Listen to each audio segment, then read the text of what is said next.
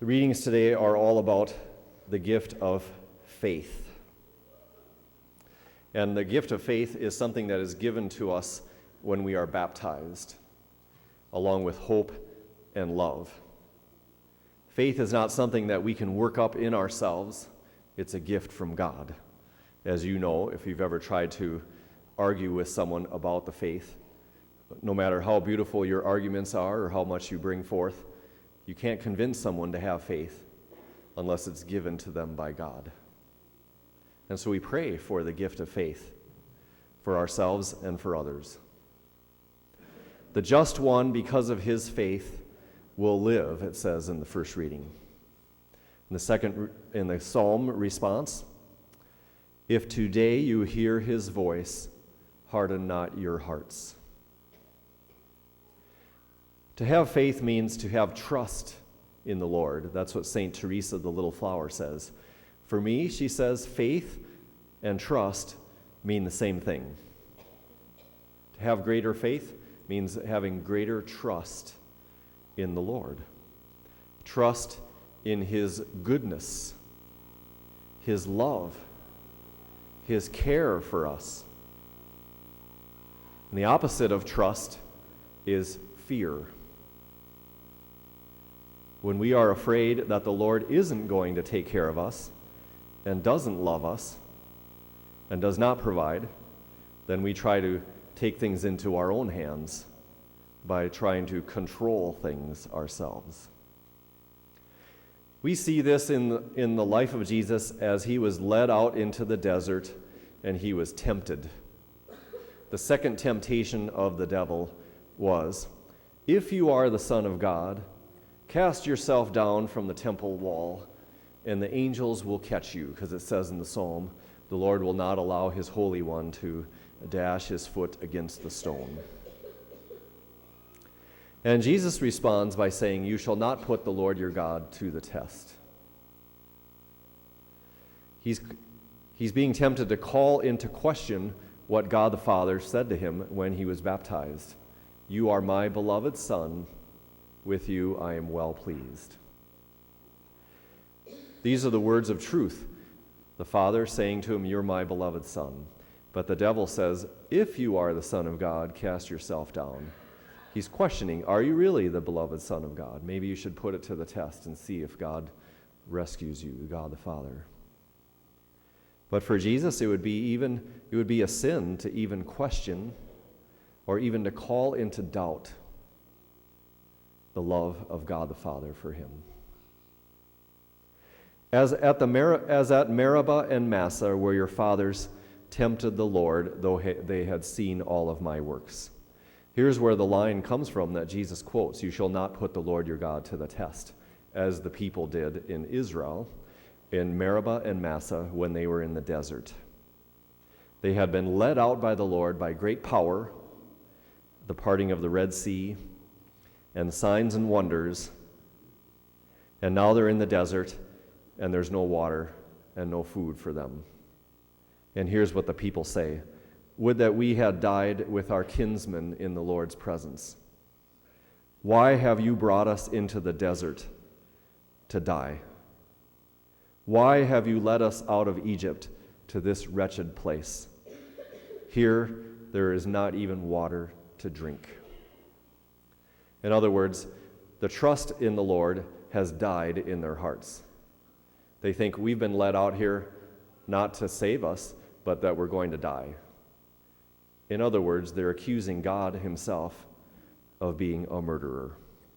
God has led us out here to die. It's a temptation against faith and trust in the Lord. And who is the Lord? Revealed to Moses, a merciful and gracious God, slow to anger and quick to forgive. This is who the Lord really is. The Lord whose love comes to the aid of his people. And so Moses is told by the Lord, from the rock you will bring water for the people. But he says, listen to me, you rebels. Are we to bring water for you out of this rock? This was not a matter of unbelief for Moses, because they had already brought water from the rock earlier in the desert. but it was a refusal. He didn't want to show the mercy of God. He felt they don't really deserve your mercy because they've complained so many times. But yet God is merciful. He wanted to show his love and care for them, even though they complained and accused him of being a murderer. Because of this, Moses was not allowed to enter into the promised land.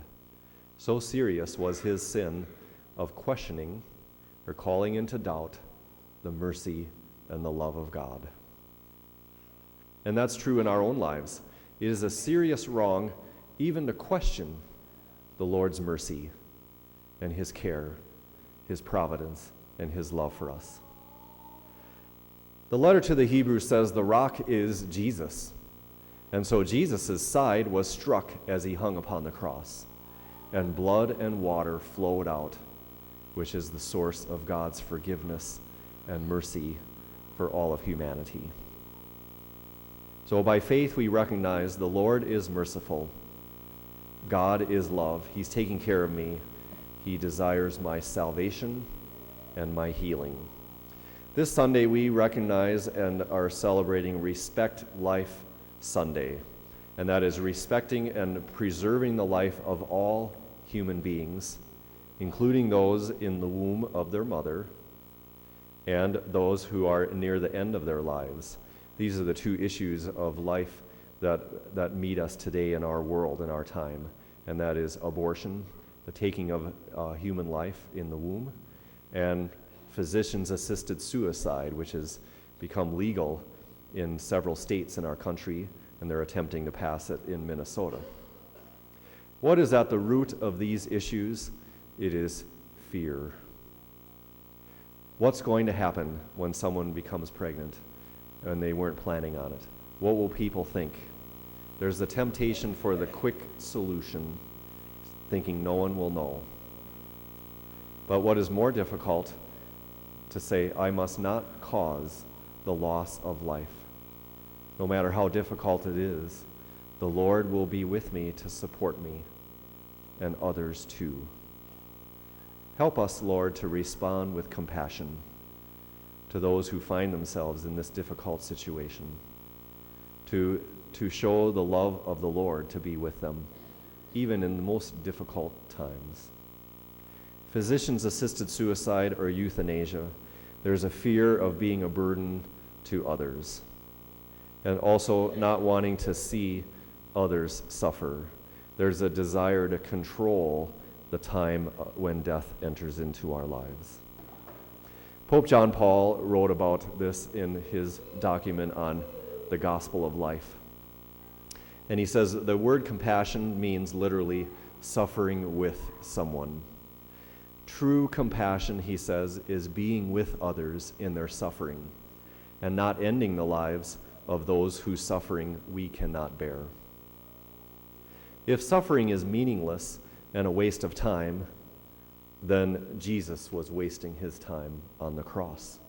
And we know that's not true. Therefore, there is great value to suffering.